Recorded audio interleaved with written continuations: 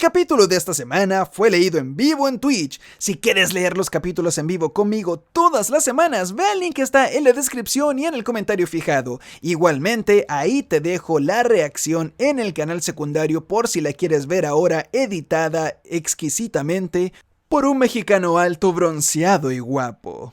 Damas y caballeros, el capítulo 1154 ha sido publicado. Y tal cual como todo el mundo en internet está diciendo, estamos enfrente de uno de los más importantes capítulos en la historia de One Piece. Si bien el arco de la isla de los gigantes tuvo un pequeño freno con toda la trama de los niños marchando hacia el fuego y todo eso, lo cual hizo que muchos lectores nos preocupemos por cuál sería la dirección en la que el autor quiere llevar esta historia, ya no hay razón alguna para preocuparse, pues viendo hacia dónde se dirige la historia y todas las revelaciones impactantes que está dejando en este flashback, no hay duda alguna de que el arco de Elbaf se ubicará fácilmente en los primeros puestos de los mejores arcos de todo One Piece. El capítulo de esta semana es titulado Ni siquiera puedo morir. El título es extremadamente crudo, y a pesar de que es una frase que según muchos podría ser exclusiva de Kaido, el rey de las bestias, en este capítulo descubriremos que hay otro personaje también que se esforzó por terminar con su propia vida en distintas ocasiones, también como método para llenar un vacío. En la portada tenemos la edición número 38 de los viajes de la chica Oni, Yamato. En esta oportunidad tenemos un nuevo misterio, y lo sé, dije que no me iba a emocionar mucho con estas historias de portada porque cada vez que lo he hecho termino completamente decepcionado, pero tampoco me voy a quejar de que no sea la más épica y reveladora aventura. Después de todo, es solamente material extra del que deberíamos estar agradecidos y que es completamente inofensivo. Vemos que el grupo que se armó hace 2 semanas se ha reunido. Al parecer, hay una gran razón por la cual Oda dejó la región de Ringo para el final del recorrido de Yamato, pues esta región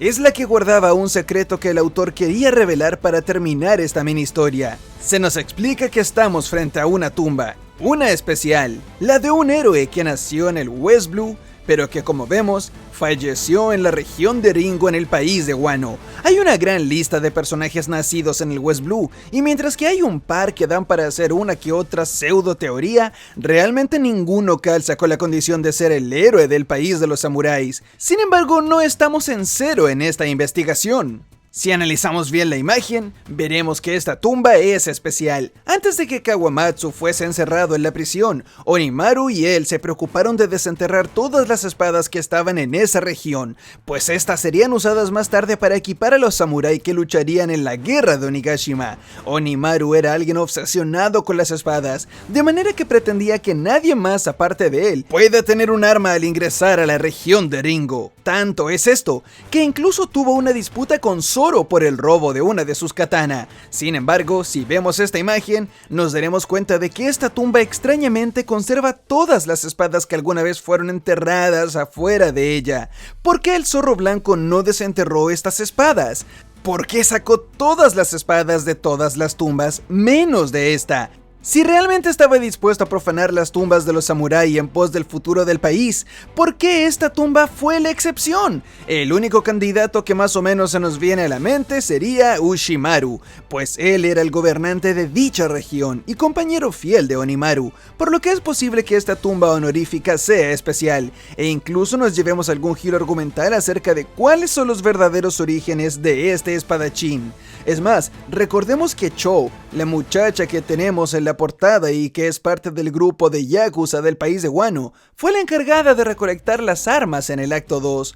Por lo tanto, ella tiene información que no se nos ha revelado aún, si por alguna razón ella tampoco quiso sacar estas armas. En el capítulo anterior, ya vimos algunas señales de que Harald viajó en algún momento al país de Wano. En ese lugar, se hizo conocido cercano de los samuráis. Es muy probable que esta visita del rey haya motivado la emigración de algunos habitantes samuráis hacia los 4 mares, incluida la aldea en la cual se crió Zoro, por lo que es muy probable que en este barco haya estado incluso Kosaburo. Así que aunque esta historia de portada a este punto ya sea una broma para mucha gente, y ya haya alcanzado la categoría de meme dentro de la comunidad de One Piece, este este último misterio tiene lo suficiente como para tener mi atención, y mientras que no me voy a emocionar como dije ni esperar la más grande e impactante revelación, esperaré con expectativas bajas y humildes cualquier respuesta a este misterio, incluso si es un personaje nuevo que realmente no importa mucho.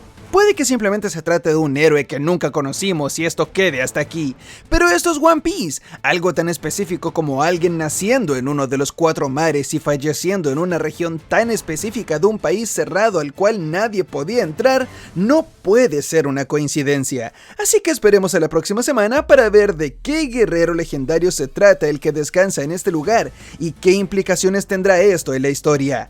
485 capítulos sin ver a Bonchan. Esto no hace nada más que confirmar que la próxima semana, la 486, será la definitiva del regreso de Bonchan en el manga. Porque como dice el dicho, la 486ª vez es la vencida. Habiendo cubierto el título y portada, ¡vamos con el capítulo!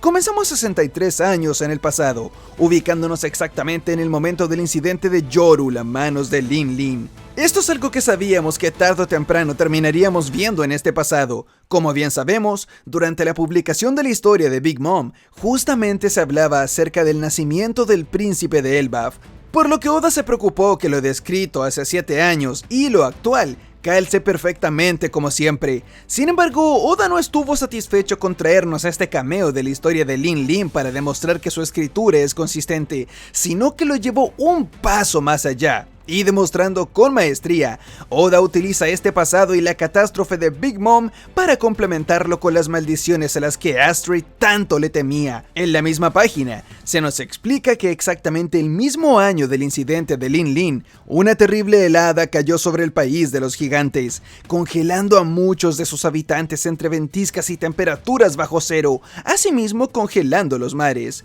El autor fue muy astuto a la hora de elegir qué castigo le iba a dar a esta isla y qué podía hacer para sumergir al país en la desesperación y ruina rápidamente. No solamente esto haría que los frutos dejen de crecer y que la única carne disponible sea casi en el infierno, no solamente la gente pasaría frío y moriría congelada, sino que su mayor actividad, orgullo y más grande habilidad de los habitantes de Elbaf, la navegación y la pesca, se volverían completamente inútiles frente a un mar congelado e innavegable, y cuya fauna no se acercaba debido a la temperatura del mar. Es cruel, pero todo esto era necesario para arrastrar al país hasta el más bajo de los abismos, y como dijimos hace un rato, hacer calzar el incidente de Lin Lin con la despiadada naturaleza fue una jugada maestra para justificar las creencias de Astrid, quien hasta cierto punto incluso es entendible que reaccione así.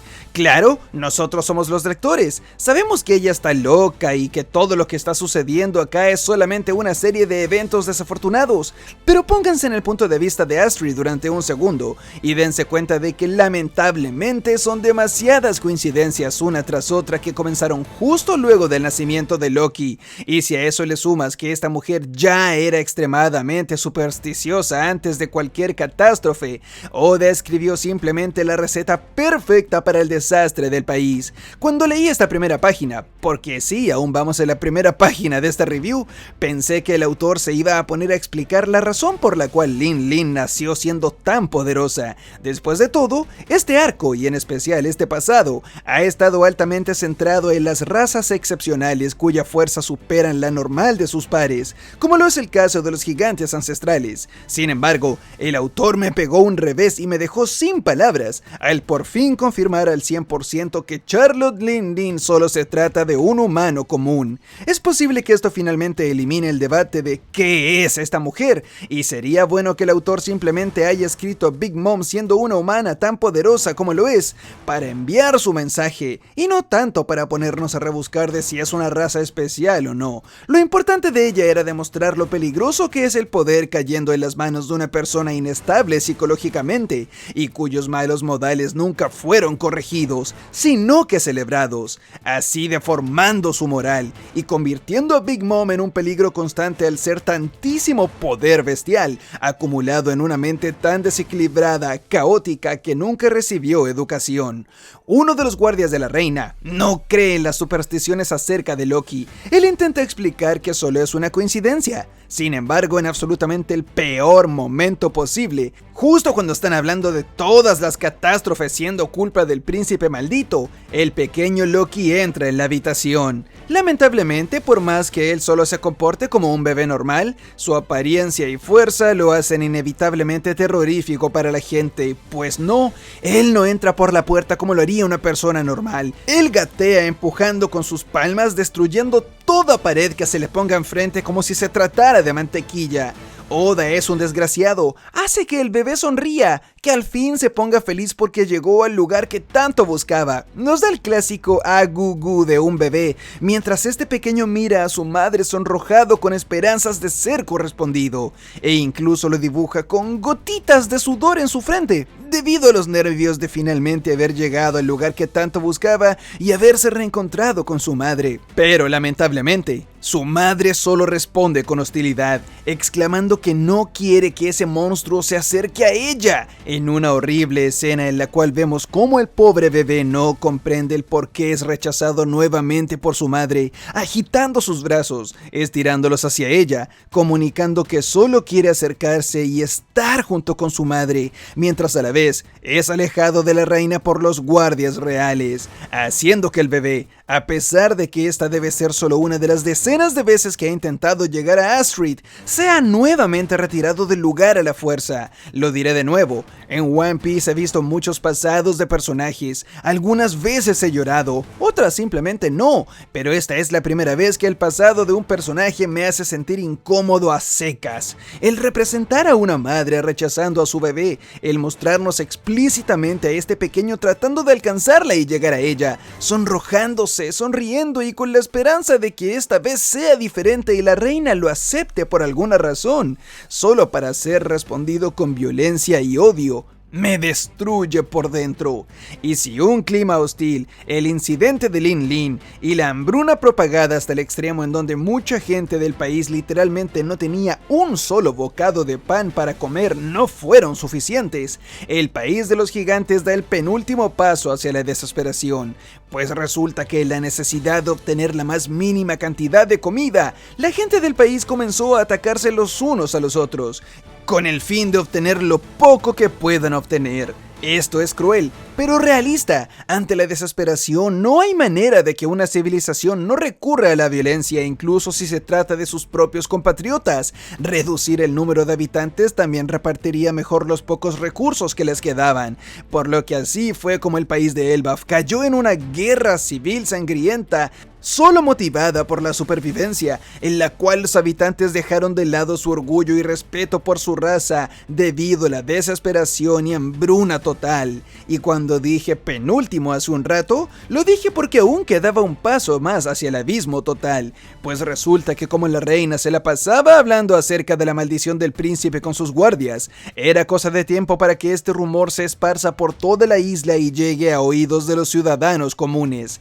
Como nadie sabía dónde encontrar a Loki, y probablemente se encuentre o en el castillo real o en el Meikai, los habitantes del país no recurrieron a él, y simplemente se fueron por la vía más fácil para que de alguna manera puedan saciar su sed de castigo. Así este no tuviese sentido alguno, así que el pequeño Hayreudin e Ida, su madre, quienes por cierto no tenían absolutamente ningún privilegio por sobre el ciudadano común, y a pesar de haber nacido como hijo del rey, formaba parte también de la población que estaba muriendo de hambre y frío, pues como vemos, antes de que este hombre entre a la habitación con intenciones de hacerle daño y según él, sacrificarlo en nombre de su hermano, el pequeño Hayreudin y su madre se encontraban intentando combatir el frío y el hambre al tomar una posición fetal y tratar de conservar todo el calor corporal posible. Esta escena es otra de las que detesto. Se me hace muy cruel ver como el pobre Hayreudin, ya habiendo sido rechazado y viviendo una vida de burlas,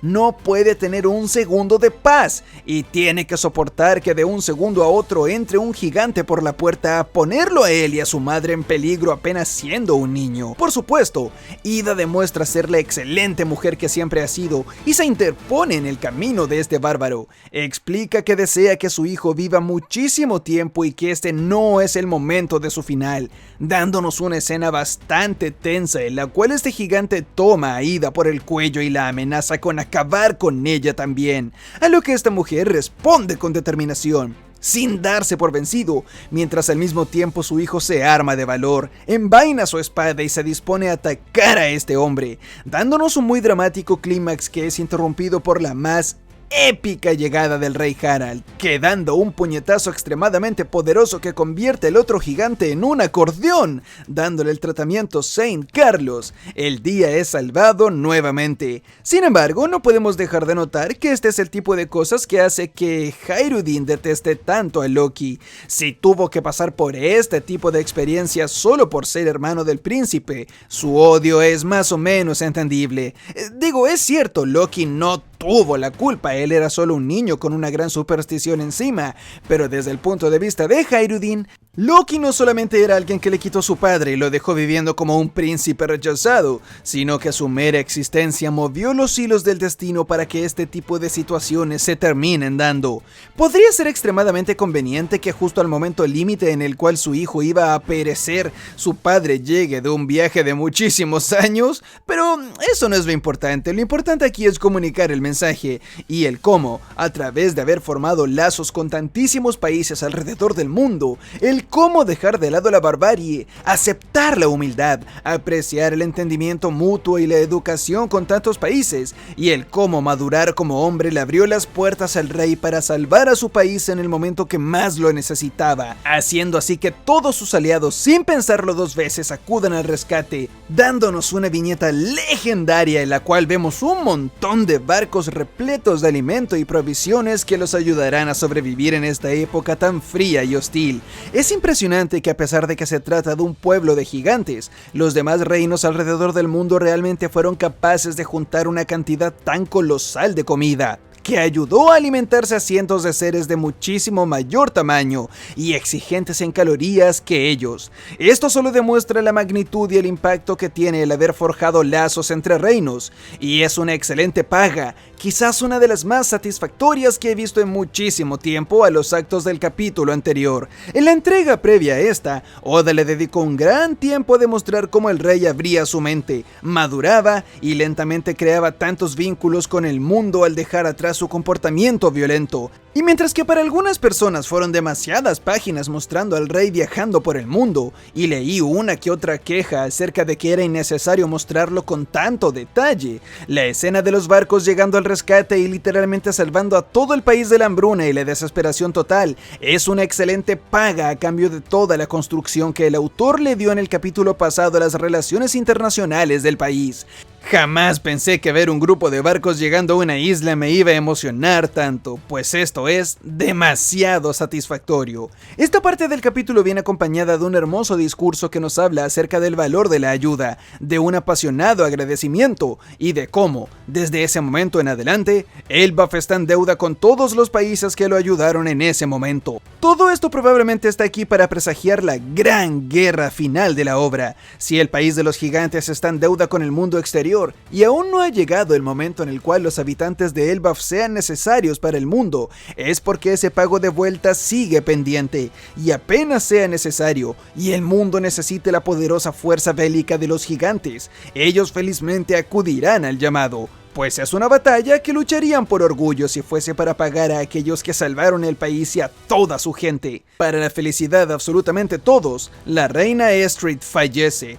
Bueno, todos se alegran, menos el rey, que a pesar de que nunca sintió una conexión tan profunda con ella como la que tuvo alguna vez con su amada Ida, demuestra que aquel gigante que no le importaba recorrer el mundo quitando tantas vidas como sea posible de manera indiscriminada y aplastando humanos como si se trataran de insectos, se convirtió en un hombre sensible, compasivo, que siente empatía por los demás y respeto por la vida. Y ya dije, guapo.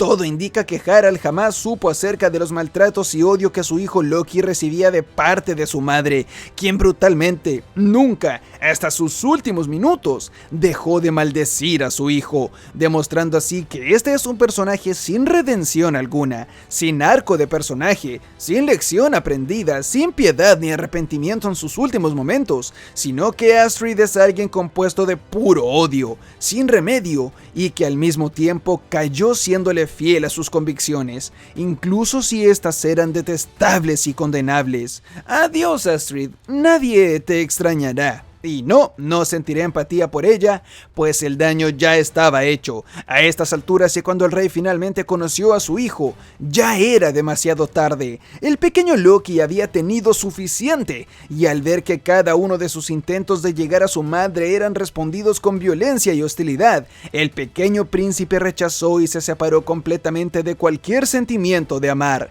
Esto es completamente entendible, y creo que este capítulo hace un excelente trabajo a la hora de demostrarnos el por qué Loki actúa de la manera en que lo hace. Sé que para algunas personas no será suficiente y esto podría armar algunas discusiones. Sé que habrán algunos a favor y en contra, pero cuando tu infancia es así, es completamente entendible que en tu adultez seas alguien sin empatía por los demás. Puedes criticar mucho al Loki actual por ser violento, despiadado y filoso con su lengua, pero luego de ver este pasado, todo su comportamiento se vuelve completamente entendible. Es más, esto solo empeora cuando nos damos cuenta de que su padre jamás sospechó acerca de los maltratos y el odio que este muchacho recibía por parte de su madre. No solo nunca antes le vio los ojos, haciendo que fácilmente lo engañen diciéndole que tiene un problema ocular, sino que malinterpreta absolutamente todo y cree que la razón por la cual Loki no sonríe es a causa de haber perdido a su madre. En conclusión, este niño absolutamente nunca ha recibido ni el más mínimo afecto ni alguien que se preocupe de él, aparte de su padre que encima malinterpretaba todo. Y nadie puede decir que Loki no buscó el afecto. Él se esforzó una y otra vez ofreciendo todo su amor y perdonando a su madre incluso luego de que ésta la arroje al vacío en repetidas oportunidades. Por lo tanto, la culpa no es de Loki. Él realmente intentó arreglar las cosas, realmente intentó ser alguien bueno y pacífico, realmente buscó el afecto y el amor, pero para él, nunca llegó, y cuando finalmente lo hizo, ya era demasiado tarde y no había vuelta atrás. Por supuesto que al rey le llama la atención que su hijo tenga moretones y heridas en su cuerpo, y estas son por supuesto el resultado de un trato no muy amigable y de experiencias por las cuales un bebé jamás tendría que pasar. Sin embargo, por ahora son dejadas de lado, y estas las retomaremos más adelante, pues como vemos, a Harald tampoco le importa mucho. En este capítulo vemos una espectacular muestra de construcción de universo de parte del autor, pues nos muestra que luego de sobrevivir a la terrible hambruna y era congelada, la isla comenzaría una era de ascenso, pues probablemente poniendo en práctica lo aprendido en países extranjeros, se da paso a la creación del sistema de ramas enumeradas que conocemos hoy en día, en donde el país diseñaría diversas rutas aprovechando la particular geografía de la isla, tomando ramas que no tenían uso alguno y convirtiéndolas en caminos transitables que facilitarían diversas necesidades de la nación. Lamentablemente, un hombre no puede serlo todo, y algo me dice que esta parte de la historia traerá un poco de autoinserción de parte de Oda. Verán,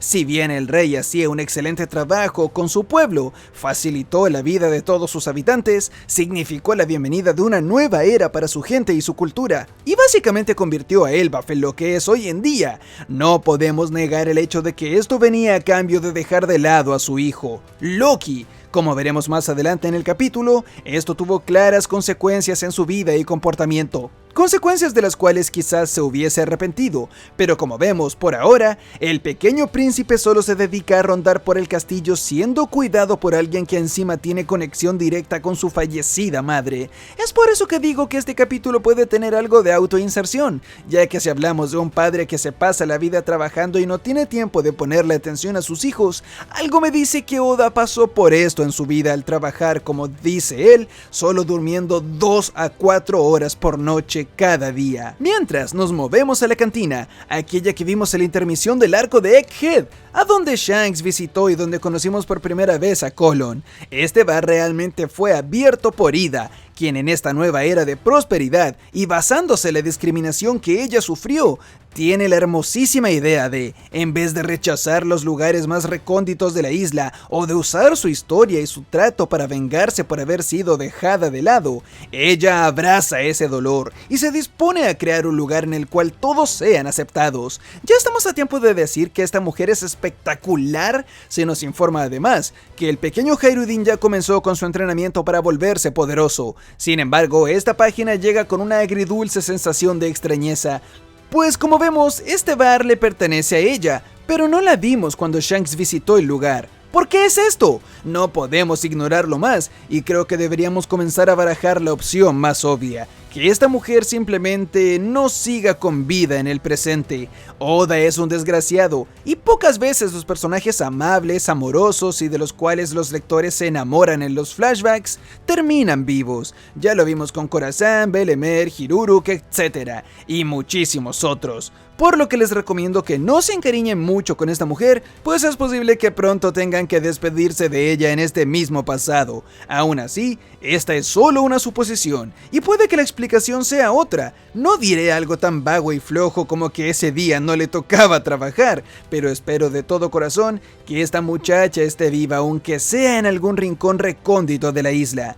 Y es justamente acá donde todo comienza a explotar. Prepárense, porque estamos a punto de entrar en una sección del capítulo que a todos nos voló la cabeza y demostraremos cómo hace 20 años el autor ya se estaba burlando de nosotros, dejándonos pistas, escribiendo el arco de Elbaf y construyendo esta milimétrica historia con su ya conocido pulso quirúrgico. Resulta que en el pasado Levely, el rey Harald pudo pasar gracias a uno de sus amigos de los reinos con los que se alió. Lo hizo disfrazándose y haciéndose pasar como guardia de dicho rey. Él se presentó en aquella reunión de reyes para aprovechar de informarse y proponer todas aquellas cosas que le daban tantos dolores de cabeza al no ser escuchadas nunca por el gobierno, lo cual se nos dijo que sucedía en el capítulo anterior. Sin embargo, en dicho Levely ocurrió un incidente de desvivisión, uno en el cual hablaremos al final del capítulo, aunque la cosa explota cuando Yarul nos explica que es una fortuna que el gobierno no se haya dado cuenta de que el rey de Elbaf estaba ahí, pues el gobierno mundial tiene una negativa relación con el país de los gigantes. Esto es a causa de que alguna vez en la historia existió un grupo de gigantes que le dieron grandes dolores de cabeza al gobierno, uno que aparentemente es solo un mito para los habitantes del país, pero cuyo pecado fue tan grande que fueron capturados, tomados prisioneros y condenaron la reputación de los gigantes frente al gobierno. Y resulta que el nombre de este grupo de gigantes legendarios eran encima carpinteros, y su nombre no es nada más ni nada menos que los gigantes de Galeila. El nombre no se escribe exactamente igual de como lo vimos en el arco de Water 7, sin embargo, en One Piece, el autor muchísimas veces ha hecho que distintas culturas escriban de maneras diferentes los mismos conceptos, para así llenar de identidad propia, cultura e incluso fonética a cada una de sus islas. En otras palabras, esta es una referencia directa al grupo de carpinteros de Galeila que conocimos en Water 7. Y acá es donde la cosa se pone bestial. Se supone que este grupo de gigantes condenados por el gobierno eran carpinteros, y el arma ancestral, Plutón, fue diseñada en Water 7, lugar donde hoy en día se encuentran los planos y donde casualmente hay un grupo de carpinteros llamado exactamente igual en los tiempos modernos. Es muy posible que este grupo de gigantes legendarios hayan sido quienes diseñaron dicha arma ancestral. Si recordamos bien, los planos de Plutón eran heredados de generación en generación por los carpinteros de esa isla, y si estamos hablando de un buque de guerra colosal, uno que dejaba a cualquiera que vea los planos sin aliento ante tal monstruosidad, solo pudo haber sido diseñada y pensada para ser construida por gigantes. Los planos eran heredados para no caer en manos del gobierno, Por lo tanto, de la misma manera, no sería extraño que la leyenda sobre estos gigantes ancestrales carpinteros se haya compartido de boca en boca, generación tras generación, como parte de la mitología de la isla. Es por eso mismo que cuando Iceberg abrió su propia compañía de carpinteros, le dio el mismo nombre que tenía el club de este grupo de carpinteros de la leyenda gigante. Lo nombró así en honor a ellos, a su historia y como forma de heredar su voluntad, demostrando que no por haber sido capturados, la pasión por la carpintería se habría terminado, sino que su profesión y también su nombre seguirían viviendo en manos de los nuevos carpinteros de Gale-la. Esto es fenomenal. Como Iceberg no sabía cómo se escribía esta palabra, pues era un mito que se compartía de manera oral en la isla, terminó nombrando a su grupo de carpinteros de la misma manera, pero escrito diferente. Pues Iceberg lo escribe tal cual como suena, alargando la letra E del medio de Gale-la, cuando realmente el carácter correcto tiene una pequeña I en Gale-la después de la E, pues así es como lo pronuncia Jarul en este capítulo. Y esto recién comienza. Si ponemos atención, encontraremos diversas pistas esparcidas a lo largo de todo este arco, que nos señalaban que este grupo de carpinteros legendarios definitivamente estuvo en ese lugar. Cuando llegamos al arco de Water 7, apenas nos acercamos a la isla, lo primero que le llama la atención al protagonista y lo primero que exclama a viva voz es que la isla es gigante y que nunca habían visto una isla tan grande, haciendo referencia a los gigantes. Segundo, y esto mucha gente ya lo ha hablado, el logotipo de los carpinteros de Gale-la no es nada más ni nada menos que un drakkar vikingo, por lo que no solamente es esto una muestra de que el autor nos está sacando la lengua y burlándose de nosotros desde hace 22 años cuando presentó este grupo, sino que además demuestra que Iceberg, por lo menos, sabe que el grupo de carpinteros de la leyenda eran gigantes y que provenían del país de Elbaf. Debido a eso, diseñó el logotipo de su empresa en honor al barco que esta cultura usa para movilizarse. Si me lo preguntan a mí, esta es una de las más grandes troleadas en la historia de One Piece. No me cabe duda alguna. Muchas veces el fandom de la obra recibe revelaciones e impactos que siempre estuvieron ahí y nunca vimos las señales, pero el logo de los carpinteros de Water 7, siendo una referencia a los gigantes vikingos de Elbaf, es algo que me hace pensar que realmente el autor debe estar muriendo de risa en su casa al saber que nosotros estamos recién dándonos cuenta y conectando los puntos. Simplemente fascinante. Y solamente en caso de que quieran sentirse más ofendidos aún, en el último capítulo, exactamente el último capítulo de Water 7 y el último vistazo a la isla, no se trata nada más ni nada menos que de los trabajadores de Gale-la acompañados de gigantes, Oimo y Kashi, quienes encima tienen una discusión acerca de Elbaf, mientras literalmente se les ve martillando y el narrador nos da un discurso sobre el fuerte sonido de la madera siendo golpeada. En otras palabras, es el autor nuevamente burlándose de nosotros, dándonos absolutamente todas las señales e ingredientes, como lo son los gigantes, la mención a Elbaf, Gale-la, el oficio de la carpintería y algunos capítulos atrás habían hablado del árbol Adam, pero sin decirnos absolutamente nada de lo que esto significaba, pues nosotros, los lectores, lo entenderíamos más adelante, y todo este mix random de gigantes martillando con Gale-la era un mix que, en otras palabras, no estábamos listos para entender, y estábamos literalmente enfrente de una burla que se nos hizo hace 20 años, que no nos dimos cuenta y que el autor diseñó para ofendernos 2 décadas en el futuro. Y lo peor de todo es que le salió. ¿Creían que eso era todo? Pues si por alguna razón pensaban que esto quedaba solo hasta aquí, les traigo una bomba que mi buen amigo biólogo marino Armagia me recordó.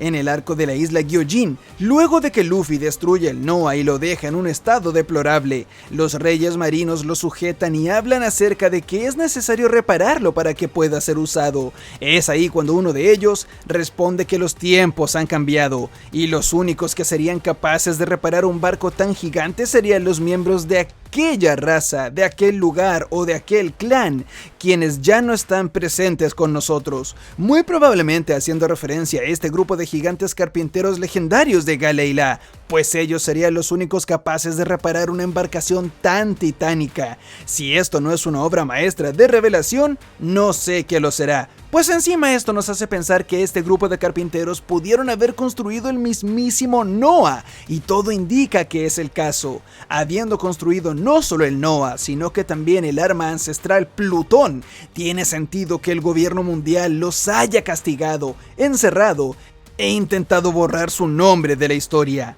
Sin embargo, como hemos visto a través de One Piece en muchas oportunidades, cualquier intento de censura y de eliminar la historia fracasa debido a que las voluntades heredadas se encargan de llevar a aquellos que quedaron en el camino hacia las futuras generaciones. Sin importar que el gobierno haya querido borrar el nombre de Gale y La, aún así en Water 7 se creó un grupo con el mismo nombre. Por más que hayan castigado a los creadores de Plutón, los planos aún siguen siendo transferidos de generación en generación. En otras palabras, esta fue una derrota para el gobierno. Como bien se ha comentado a través de la semana, según vemos en la silueta que se nos presenta en el capítulo, muchas de las formas que vemos en esta página calzan perfectamente con los gigantes que nos encontramos en la isla de Punk Hazard, lugar en donde vimos a un misterioso grupo de gigantes congelados. Hasta el día de hoy, mucha gente solo daba por sentado que se trataba de un grupo cuya gigantificación artificial falló y fueron congelados por ahí, tratándose de alguna especie de pseudo gigantes que ni siquiera les alcanzó para llegar a ser Numbers y que no les servían a Kaido para ser comprados. Sin embargo, esto, no irónicamente, lo cambia todo. Si fue el gobierno mundial que los capturó y Punk Hazard siempre se trató de una isla propiedad del gobierno, calza que los gigantes que vimos congelados en aquella ocasión se traten del mismo grupo de carpinteros legendarios de Gale y La, pues encima llevan vestimenta de reo, indicando que antes de congelarse fueron capturados y fueron prisioneros.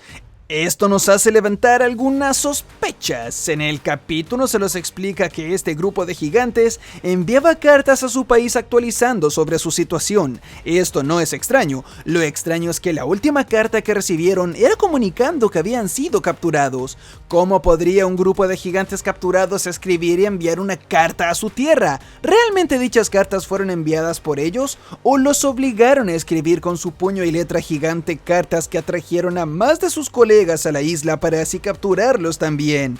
Esta es una idea que me dio mi amigo Armagia. Para terminar esta sección, Yarul indica que esta historia se hundió profundamente en el océano en algún punto de la historia. Este diálogo puede ser leído de dos maneras. Como bien sabemos, el antiguo mundo de One Piece sí se hundió bajo el mar literalmente. De la misma manera, mucha historia ancestral se ha perdido a través del tiempo debido a la censura. Por lo tanto, cuando Yarul dice que la historia se ha hundido en lo profundo del océano, puede referirse a ambas cosas a la vez, a un hundimiento literal, diciendo que mucho conocimiento está ahora bajo el agua, y también metafórico, que ha sido olvidado y censurado.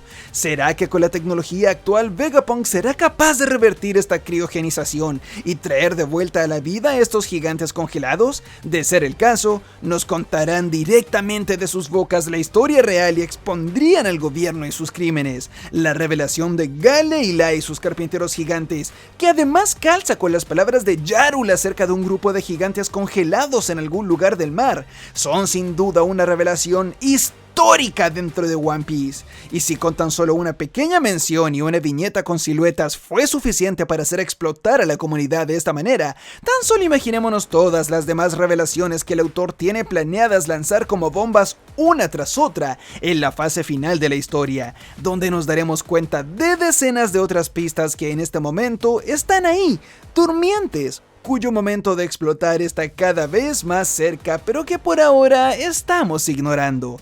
El capítulo continúa demostrándonos el maltrato por el cual Loki pasaba día a día, no necesariamente físico, sino que psicológico de parte de su tío, quien encima lo alimentaba con basura. Se nos da a entender que a medida de que el príncipe crecía, la tortilla se iba volteando y aquellos que abusaban de él se convertían en sus víctimas. De esa manera acabó con su tutor y por alguna razón también con el caballo que alguna vez perteneció a su madre.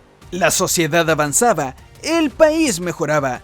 Sin embargo, el hijo del rey solo crecía para convertirse en un salvaje, quien para llamar la atención e intentar llenar el vacío de su triste infancia, solo podía recurrir a la violencia y a causar el caos en su isla. En esta parte del capítulo, Oda nos presenta una dicotomía entre ambos hermanos, demostrándonos que uno posee lo que el otro carece. Uno nació y contó con el amor de su madre, el otro no.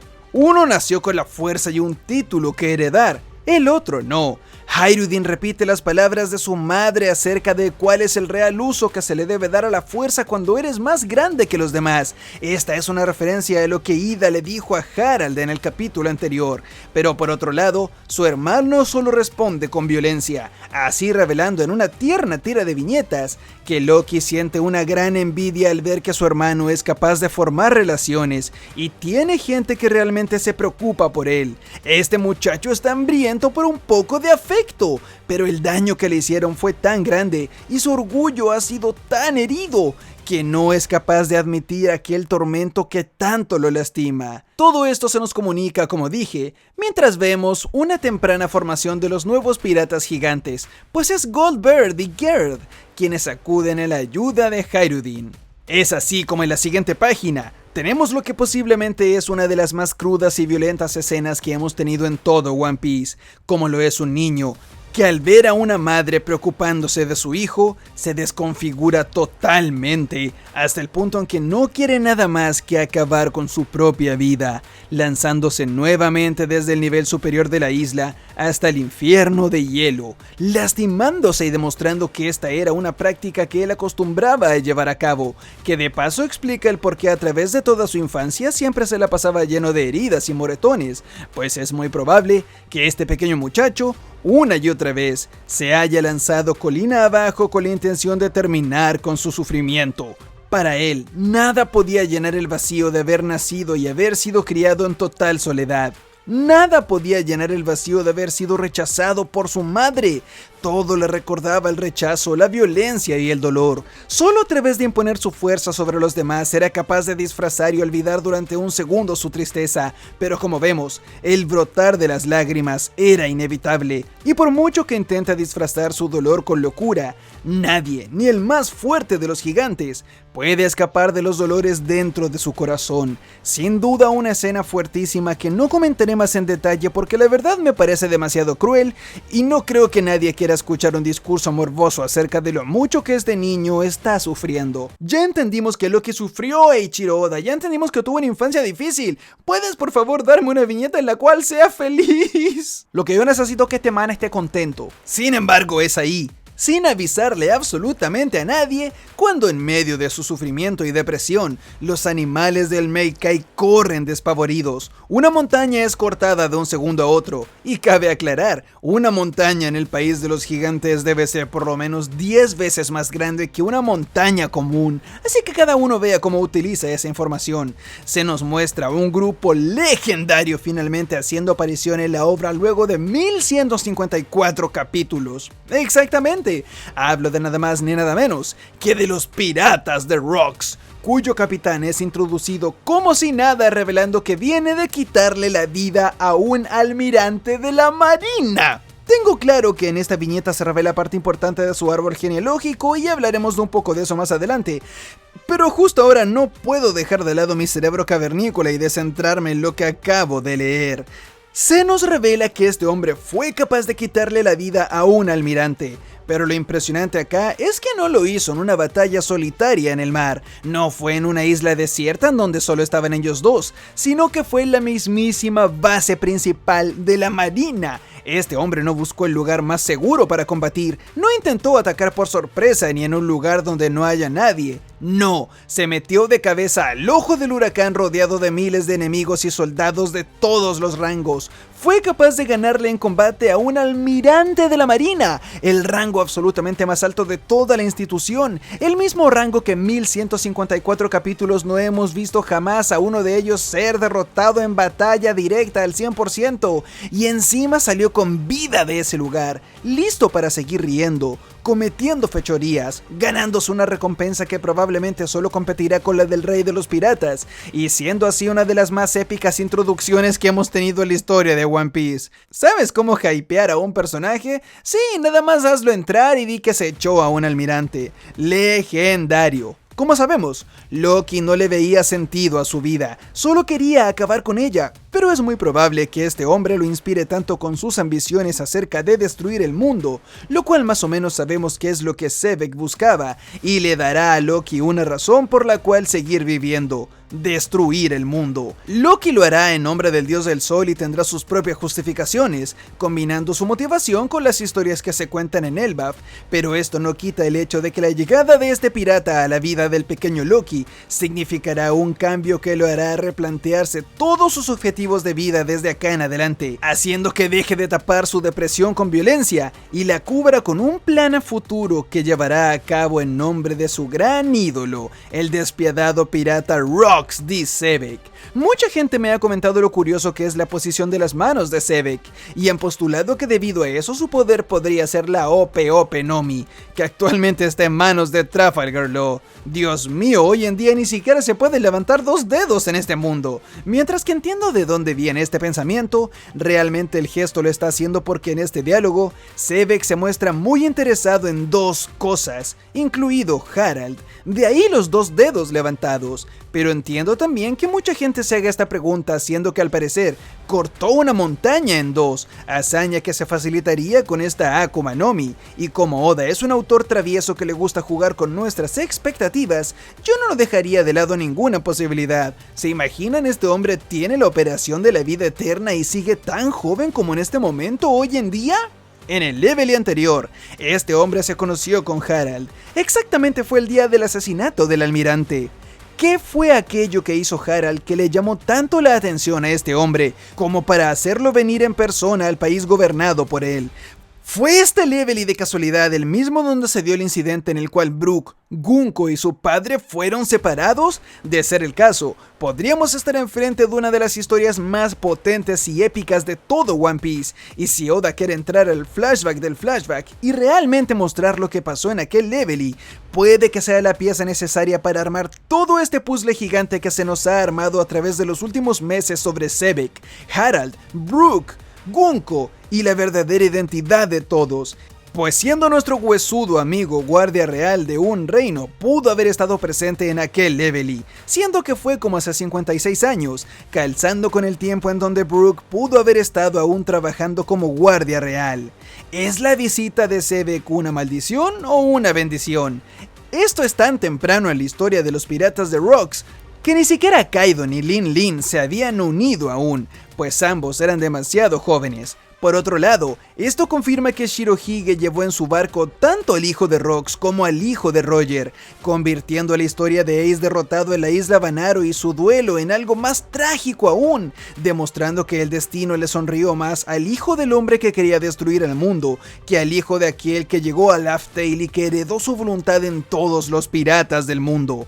¿Cómo se imaginan? Tengo muchísimo que decir sobre esta parte del capítulo, pero en pos de guardar algo para la semana en que no haya manga y en terminar este video a tiempo, por hoy lo dejaremos hasta acá. Rox D. Xebec, el legendario pirata, ha hecho aparición. Se nos ha revelado la apariencia de Loki, quien era una silueta hace un par de años, ahora la de Xebec, quien también lo era. No cabe duda alguna de que estamos en la fase final de One Piece, y aunque este discurso lo he dicho ya muchísimas veces, el hecho de que todas esas siluetas misteriosas y personajes que jamás pensamos que fuesen a ser presentados finalmente se nos muestre, es una prueba inequívoca de que esta recta final ya ha llegado. No pierdas la oportunidad de vivir toda esta aventura final aquí en el canal y con toda la comunidad, por lo cual te invito a que te suscribas al canal. Cubriremos absolutamente todos los capítulos de One Piece desde acá hasta que el mismo termine, y tendremos muchísimo contenido extra que te fascinará.